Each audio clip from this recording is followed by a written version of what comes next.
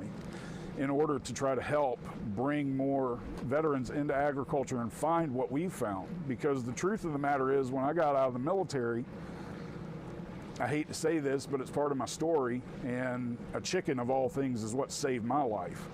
So, you know, I call her Adele the anti-suicide hen now in all of my talks. But this chicken... So I was going to say, you need to expound on that. Any story that starts with a chicken saved my life. Yeah, chicken saved my life. Has to be a good one, so please. What's up, y'all? It's Derek. This is Mariner. We're on the food boat. Today's episode's a little bit different of an episode. JD, let's get him out of here for a minute.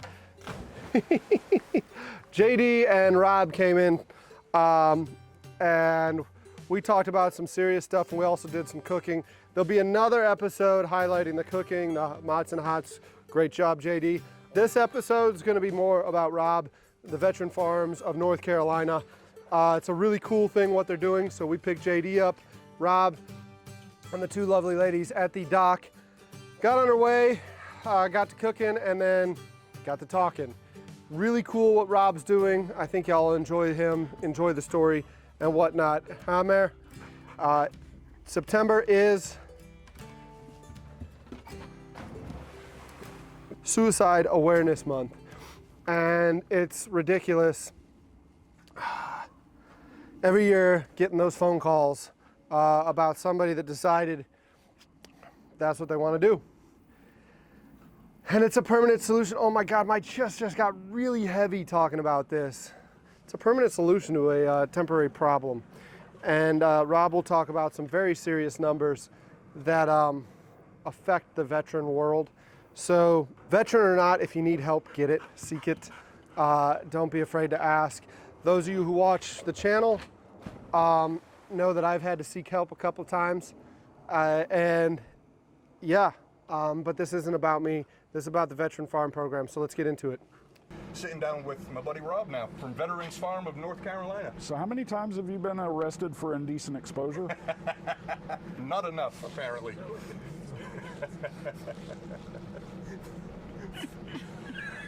Between two buckets. Between two barge poles. So Rob is the director, creator, founder. Oh God, the glue that holds it together, as my board calls it. Of the Veterans Farm. I've kind of loosely been affiliated with these guys from my job as the GM at United Custom Foods processing facility. But it's essentially a program that does what? We are a 501c3 nonprofit organization that is devoted to helping eradicate veteran suicide through a variation of programs that I've built and designed over the years, and with a lot of help from the farmer veteran community in North Carolina. And what we're trying to do with Veterans Farm is give you a new mission, but also tie you in with a whole new unit of folks that you can start to work with, because we know per data that the veteran suicide rate is much higher in the first year post-military transition back into the civilian world. So we're trying to drive that down, and roughly 17 a day are committing suicide, but there's a new statistic out that's showing 20 are dying from overdose deaths on top of the 17. So we're losing somewhere in the neighborhood of about 40 people a day. And that's insane to me. There's no reason for this. There's no reason for vets to be homeless, to be suicidal, or any of that stuff. We can go into horticulture therapy. We can go into, you know, cattle therapy or livestock therapy or horse equine therapies and stuff like that. But the problem is that unless you're driving a peer support network behind that of other people that they can actually talk to, because I can't talk to a plant and I can't talk to a cow so much, but I can talk to other brothers and sisters that are out there in the world doing the same thing that I'm doing. So we drive all of this stuff together, and it's a lot of layers to it, but we have started to see successful stories start to take off and grow. And that's what I'm working with JD on, is developing new market opportunities for veterans that are producing some of these agricultural products and trying to drive it home to where we have everything that we need from start to finish in North Carolina and then move it nationally. in order to try to help bring more veterans into agriculture and find what we've found. So what we do is we operate a 53-acre training facility just north of Fort Bragg, North Carolina. What we do is we maintain variations of production models in agriculture, anything from hydroponics, aeroponics, aquaponics, mushroom production, cattle, sheep, swine, poultry, meat birds, you name it, we go through it. And we have horticulture as well, and a bunch of different various production models that you can get involved in agriculture. And what we do is we get veterans to come in and they attend either a 3 or a 6 month program through us, and they learn how to start a farm from scratch with zero or any experience level. Vets come out to the farm, they have to take care of everything on the farm, all of our normal production model stuff, and then they get to go into their own individualized project, which is the very start of their farm. So they've got to start building something that they're interested in once we've exposed them to all the various models of ag, and we help them to get their projects going. Once they have gotten their projects up and running, what we do is we try to help them move forward with a business plan and get involved in agriculture with connections to resources we've got across the state and country. And you guys do help with grant writing and Oh, yeah. I mean every last little facet, Yes. right? Yes. Yeah. Yes, absolutely. First time I went down, I was in the clubhouse at the neighborhood my wife and I live in, and a man and a woman were in line in front of me, and guy was wearing a Veterans Farm in North Carolina shirt, and me being the chatty Cathy that I am, I literally said to him, "Who are you and what does that group do?" And he started telling me about it, and I said, "Oh, okay, that's, I'm a vet and I'm in the business as well. How can I help?" And he gave me Rob's number, and it was barely a year ago. And not only is it a really great organization that does amazing things for vets, Yeah. but I would dare say Rob and I have become pretty good friends over the course of this. And just, if anybody is either looking for resources, in the veteran community that might be watching this, or just wants to help in any way, Right. Please check out Veterans Farm in North Carolina. And no donation is too small. Anything helps, even old equipment, broken equipment, whatever it may be. Yep. So is it all classroom based? Is it hands on? No, what do you guys do? It's all hands-on. We go through the basic foundations of being a farmer. What does it mean? It's basic farm kid skills.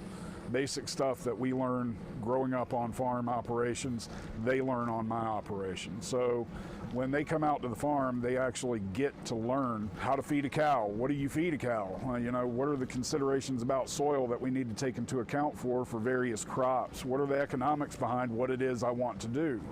And all of it is really based on giving veterans purpose after they leave the military. We also have equipment programs for veterans where they can check out equipment off of the farm. We've started donation programs, so folks that have old farm equipment sitting around in their yards or on their farms, they can donate it directly to the farm, and we will grant it out to a veteran in North Carolina to be able to use it. We can take donations of any kind, up to and including farmland, and we try to get that back into the community and back into work. So all of it boils down to a network of about 1,000 farmer veterans in North Carolina that we've built over the past 10 years. And with all of these things that we do, it is geared towards giving a veteran a purpose once they leave the military and a network of peers to work with. So when they come out of the military, we lose everything. And the way that I describe this for the civilian populations whenever I'm speaking is basically consider yourself on an airplane going over the Pacific and you're flying to Japan or wherever. But your airplane malfunctions and it goes down on a deserted island and there's 40 survivors, right? You are going to be dependent on those people for your own survival for the next 1, 2, 3, maybe 4 years and beyond. And that's a lot like what it's like to be in the military for us, where we are dependent on the guys on our left and right for so long. all the way through it. Everything that we are going through, whether it's a divorce, whether it's wartime, whether it's any kind of stuff that we're doing, we are dependent on those on our left and right for survival. Well, when we get out of the military, all that goes away because we no longer have all of our brothers and sisters and family from the military any longer. The truth of the matter is, when I got out of the military, I hate to say this, but it's part of my story, and a chicken of all things is what saved my life. So, you know, I call her Adele the anti-suicide hen now. I grew up on a big family farm in Franklin County, North Carolina, and there was, you know, a lot of issues with ag through the 80s and 90s that really sent us down into this rabbit hole of debt and depression, and now farmer suicide as a direct result of all of these issues. But basically, I got to watch my farm family struggle and try to maintain a legacy farm. And I didn't want anything to do with it because we were constantly poor. So I joined the Marine Corps just to leave the farm, and I thought it would be easier, and in a lot of ways it was. But 15 years later, I find myself back home and, you know, out of the military, out of doing any kind of contract work, stuff like that. And I'm broke down, busted, crazy in the head, and all that kind of stuff. And I got to experience firsthand what it's like to transition and watch everything you know fall apart all in 1 year, and want to start going down the rabbit hole of possibly committing suicide as an option. And I hate to say it, but for folks that have experienced this kind of thing, what you find is that once it becomes an option, it's always an option from there on. So when I got home, I started thinking some dark stuff because I was going through a whole lot of big issues in my mind, and that was during the transition phase out of the military, where we find the big old chunk of veteran suicide starting to happen. And I was sitting in the backyard one day, did not want to go back into farming. I was trying to do a degree at NC State and was really going down some dark rabbit holes in my brain. And there was this chicken, right? So Adele, the chicken, she would come around and she would never leave me alone. I got pictures of this, right? If I was eating a sandwich, she would fly up on my shoulder and try to eat my sandwich and shit. So, yeah, she was hungry. But anyway, this chicken would never leave me alone. And she was like a therapeutic chicken, right? But anyway, your emotional support. My emotional support Delaware hen. But this chicken, you know, one day I'm sitting down in the backyard and I'm thinking some dark shit, and this chicken flies up in my lap, and I'm looking at the chicken, and the chicken's looking at me, and it's sort of like, it was almost like she was kind of talking to me, hey, dumbass, you need to start farming because you actually enjoy this. So to me, farming is not so much about a way to get rich or to get into something that's going to, you know, do all kinds of fabulous stuff, but it's more of a lifestyle, 100% lifestyle, because at the end of the day, I know tons of veterans, and a lot of them go straight into cattle because cows are fluffy, fun. They're really neat to be around. They're kind of a therapeutic piece.